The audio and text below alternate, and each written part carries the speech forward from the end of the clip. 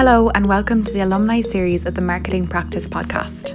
Tune in every fortnight when we will be bringing you an interview with one of the alumni from the MDP. Find out where they are today, how the MDP has helped them in their career to date, and some of their fondest memories from their time on the MDP. If you're interested in finding out more about the MDP, check us out on social media. If you enjoyed today's episode, we'd really appreciate it if you shared this with your friends who might be interested in finding out about life on the MDP. This week on the show, we are joined by Eamon Ryan, the leader of the Green Party, who holds two ministerial positions, both the Minister for Transport and the Minister for the Environment, Climate and Communications. We hope you enjoy this week's episode of the show, wrapping up our alumni series. Thank you all for your support to date with this series, and stay tuned over the next number of weeks as we produce more series for the Marketing Practice podcast. So good morning, Eamon. Thank you so much for coming to speak to Ben and I on behalf of the MDP class. We're so happy to have you on speaking to us. We know that you have a very busy schedule. So first of all, just to begin, we were just wondering if you could tell us a small bit about your time at the MDP. Well, I'm very glad to be taking part in this because the MDP was a huge part of my upbringing, life, education. I'm 57 years of age, and I was about 21, 22, leaving. I did a commerce in UCD, BCom, and I didn't know what I was going to do afterwards. And I was really lucky because I failed to get a 2-1. And had I got a 2-1, I would have done a master's in something or other, but I just missed it. I got a 2-2. And I said, well, I'll do this. There was this new course. It was called an ANCO course at the time, or it was only just started. I think we were the second year, or maybe we were in the first, but we really were there at the start. And I signed up for it. And like a lot of things, just kind of fate. At the time, I was disappointed because I'd wanted to do a master's, but it actually worked out much better because the MDP was really innovative. There was very good. We had a guy called Colin Gordon, who was the manager at the time. He was brilliant. And it just suited me perfectly. It played to my skills. It wasn't necessarily best at academics, but I was good at the kind of interpersonal skills, you might say, talking to people, meeting people, and that's what the MDP steered you towards. And it was really innovative. There were two professors in UCD at the time, Tony Cunningham and Bernard Moran, and they had started it for the UN. The UN had commissioned them to do some work in Thailand, I think it was, around how you would share skills in developing country situation. And there they had this iterative learn by doing consultancy type model of learning. Yeah. And we literally got the manual, I remember, from that work. It practically had elephant paw marks on it straight from Thailand, but it was active learning, team learning. And it wasn't just learning, it was real life doing. So it was brilliant. And I mean, we were shock and disgrace, wasters and whatnot, but it was really good. And I took to it like a duck to water. Oh, that's great. I know, Eamon, you came back then as an MDP manager. How did your experience differ as a student in comparison to being a manager? Yeah. Well, just to explain again, I did it in about 85, I think it was. And like, if anyone can remember, 1985 was about this most severe recession going. It was last out, turn off the lights. But I was very lucky. I got a job after the course in a marketing consultancy company, Colin McKeever Associates. And then I worked very briefly in the Irish Trade Board at the time, CTT, as a consultant. And then Tony Cunningham approached me and said they were looking for a manager for the program. Now, I'd only left it 6 months previously, so I was kind of out and straight back in. I was very lucky. There was a brilliant mentor, Brian Whelan, who really helped me. That's what was really clever. I don't know if they have that mentorship approach, but he was a very wise, kind of elder lemon of Irish business management. And so he was advising me, and Patrick Dowling. So you were well supported, because when I think about it, I was very young. I was only 22 or 23, and I was running a course that I'd just been on. And but we were very lucky. We were, the offices then at that time were based in Earlsford Terrace. UCD still had Earlsford Terrace. And so you were in town. You felt like it was part of the real world. You weren't out in the campus somewhere. You were in the middle of the city. And my job was to meet, the biggest challenge was getting client companies. I don't know how many client companies you had, but I remember at the time there was about 23 people on the course, and each had to have about 3 or 4 different projects, that companies that they were working with. So most of my job was meeting companies and vetting them and assessing them and agreeing what sort of work would be done. So I loved it. I go back to what I said, like my skills weren't necessarily in the academic side, but when it comes to talking to someone on a building site company or a food manufacturer or whatever, I love that, meeting so many different people and trying to explain them what the course was about, and then monitoring the work that the participants were doing. It was great. I loved it. Yeah, it's really diverse, I suppose. And then overall, from all of your time at the MDP, what was your fondest memory from that experience? Does anything stand out to you? Funny things. There's the kick you'd get of someone really. I remember, that sounds weird now, but there was kind of a company. There was a company down in Carlow direction that made the rollers that went into conveyor belts on building sites. Like, it's really industrial, and they were really small company, and they were looking for help, and the whole idea of the program was, it wasn't just for the students, but the companies would also benefit, that they would get these bright young people in with full of ideas. And I remember there was a really good guy put with that company, and just the buzz when someone was working well somewhere, getting excited about industrial rollers or whatever, not exactly the most glamorous.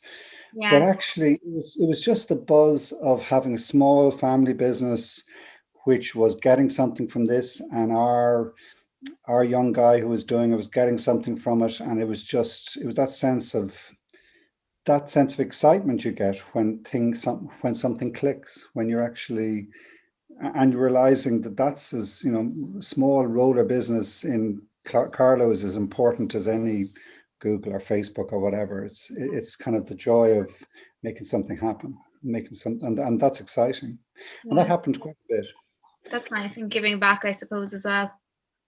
Yeah, no, I think like that's one of my favorite things we were saying earlier on, is just the way you get to work with like a range of business sizes, and especially working with smaller businesses, you're making a really, really big impact to the business. But like, we know yourself, you had some entrepreneurial qualities setting up cycling safaris after you finished the MDP.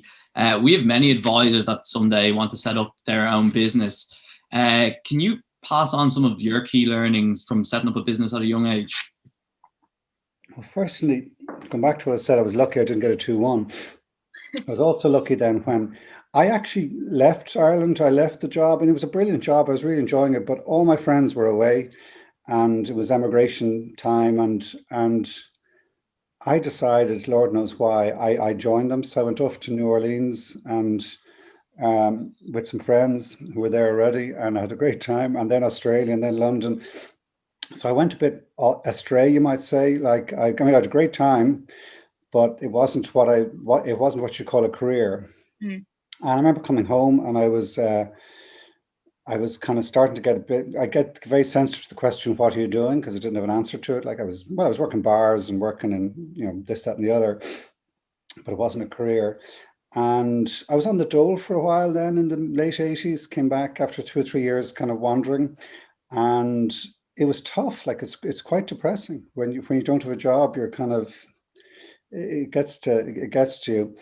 And then I was just lucky. I started working with the Green Party on a voluntary basis, and I was sticking 100,000 election stickers for the European elections. I think it was in '88, and I halfway through it, I said, I know what, because I was big into green business and green thinking, and I literally had one of those eureka moments that said, I know what I'll do. I'll set up a cycling holiday business as a green business. And because I'd been thinking about the previous night, I'd been chatting with my brother. We used to go on cycling holidays, how great they were. And I remember just the excitement I remember going home that day and thinking, I know what I'm going to do. I've got an answer to the question, what are you doing? And it was funny, like, I had no money, no anything. I had a name early on, Cycling Safaris, Irish Cycling Safaris. And it was just lucky. So it's just to make the point, like, you can go astray for a while. Like, you can do something for 3 or 4 years and then do something else. And it's not, I mean, preferably not. It's not an ideal recommendation, but in my circumstances, it worked out really well because the business, I started off really small, and it was, the biggest advice I'd give is you always think you set up a business, oh, I'll have a fancy office and a swivel chair and all the glossy furniture and whatnot. You don't need any of that. I ran it from my bedroom, where I was still living with my parents at the time because I'd been on the dole. And I trained everyone in the house to answer the phone, including my grandparents who lived with us. Hello, Irish Cycling Safaris, can I help you? And the person ringing might as well, we could have been in Trump Towers, it was, and it was an internet business because, so first thing I did is I borrowed 10,000 euros on my mother's warranty. And I put ads in the New York Times and in the Guardian and the Observer, and I said cycling safaris, cycling holidays in Ireland, and it didn't take in much money, so just upfront spent on advertising, and then when people started coming, I just rented everything. So it was like so I'd no office costs, I'd no assets to buy, I'd no nothing. I just had a phone, my parents' phone, and then almost, so that's even early 90s or late 80s or 90s, the internet's starting to kick in. So you could sell anywhere, and it took off. I was just lucky, and it was a good idea, and it took off, and it's still going. My sister and her husband run the business today. I kind of left it when I got involved in politics, but I ran it for 12 years and loved it. So moving from that then, did you always aspire to get into politics, or what kind of was the moment that you realised that you wanted to move into politics and becoming a politician? I'd never any sense of going to go into politics. I did commerce in UCD, and the MDP wasn't anything to do with politics. I had at the age of 16 did a course in O-level in ecology that really, it was the late 70s now, and we were starting to think of the big ecological crisis that we're in. So I was absolutely committed that way, and it was, I suppose, it took that period when I was unemployed and I was kind of wandering around Dublin, not much to do. So I joined the Green Party, and that just one thing led to another, and then I set up the business, and that took a lot of my time. So I kind of took a step back from politics a wee bit, but I got very involved in the Dublin cycling campaign around the time, the early 90s. For a variety of reasons, the cycling campaign started, and I got very involved in that. And because I really thought that was my political way of changing my environment, was kind of what I saw was the problem at the time, this increasing car-dominated city all the time. And I'd seen Dublin when it wasn't like that. So that was my passion. And then I was very lucky. I became a councillor. John Gormley became a TD, and he asked me to take on the seat that he'd vacated as a councillor. And then it's just one thing leads to another. It's a bit like anything, you have to do training for it. So I was 5 years, I would say, as a campaigner. I was chairman of the Dublin Cycling Campaign. Then I was 5 years as a councillor, and you learn your trade then of what politics is about. And then I was very lucky to be elected as a TD. I was 5 years as a TD. And then I got to be minister, 4 years as a minister. So I don't think I could have done the minister job had I not done the 15 years training, 5 years campaigning, 5 years councillor, 5 years TD. That's what you do. You learn by doing. And what would you say your favourite thing about your current role now is, Eamon? I'm very lucky at the moment. I've got two jobs, as you said, Sarah, at the start, because I'm Minister for Environment, Climate, Communications and Transport, and they're all connected. And it's very forward-looking. That's where there's huge technological change. There's a digital revolution, a clean energy revolution, and a transport revolution taking place at the moment. And it's the ability to influence that in Ireland and encourage it and steer it in certain directions. It's a privilege. I've got the job, which is for me the most interesting one I could have. And I love the technical kind of wonky side of it. You know, what train system do we use, or what's the broadband, future? It's the mix of that and the realization that actually for it to work, it's not the technology that matters, it's the human. It's the ethical and value systems that are attached to it is going to be key to make this revolution work. So that's what interests me. And also there'll be the solutions when it comes to the big ecological crises we face in biodiversity loss and climate. So you're working on. Like, I don't see it as work. It's kind of just part of that ongoing passion. You seem to draw a lot of parallels with, I suppose, the experience we're going through, learning by doing, and say, as you just mentioned, your training for becoming a minister. Was there particular skills that you kind of draw on now to this date that you learned through the MDP?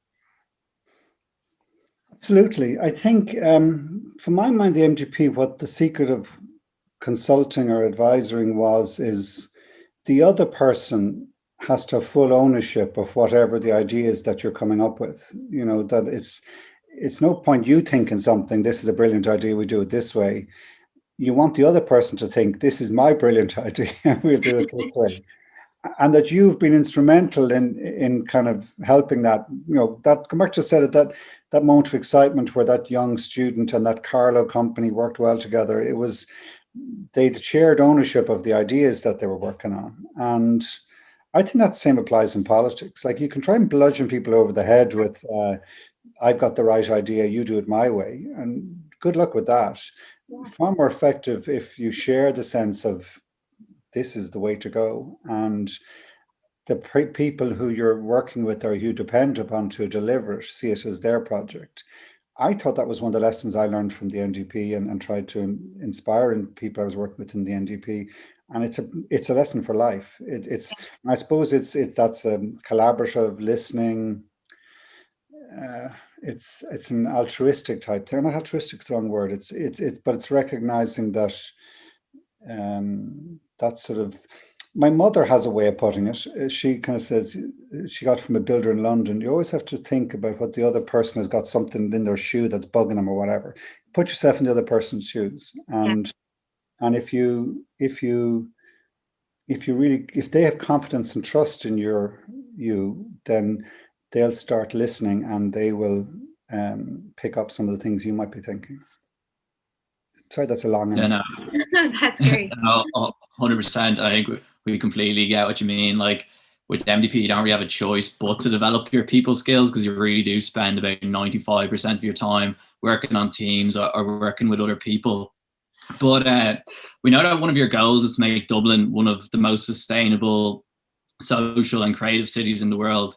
For everyone who's listening today, what simple actions could we all take just to get a step closer to that big goal of yours? I'm reluctant, I'm nervous. Come back to what I was saying about how you win people over. I think the environmental movement in general made a mistake for the last 40 years where we were putting all the guilt on people and, kind of, are you doing the right thing? Is your consumption patterns correct? And you better be careful here. Are you flying? Is that, that hasn't worked. So it does, just think of what we're just saying there by the NGP work to the wider environmental world. We need, in a sense, that people have ownership of this, that you're asking them for help rather than telling them what to do, that you're allowing them own it. And so that's one first caveat I'd say. But having said that, I think I do come back to what I've worked on a long time with the transport system, because I do think if we switched away from the current system, which is not very efficient, which is, it's comfortable in the sense that we're all wrapped around our own cars and so on, but it's not the best system.